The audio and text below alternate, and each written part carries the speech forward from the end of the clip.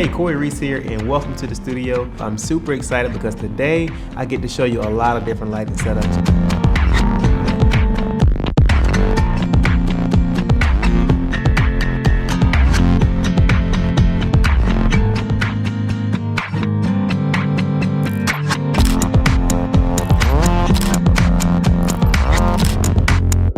One of the things that I see new photographers struggle with is lighting. So today I said, you know what, let me go to the studio and play around with some lighting. I had a model come in so that I can actually show you some of the different setups and the effect that that particular setup creates, okay?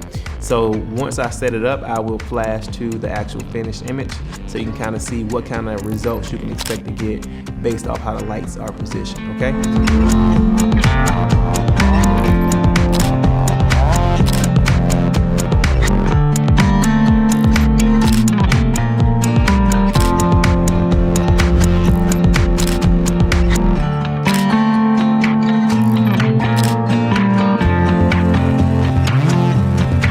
Have any questions, make sure that you post it so that I can actually answer those questions for you.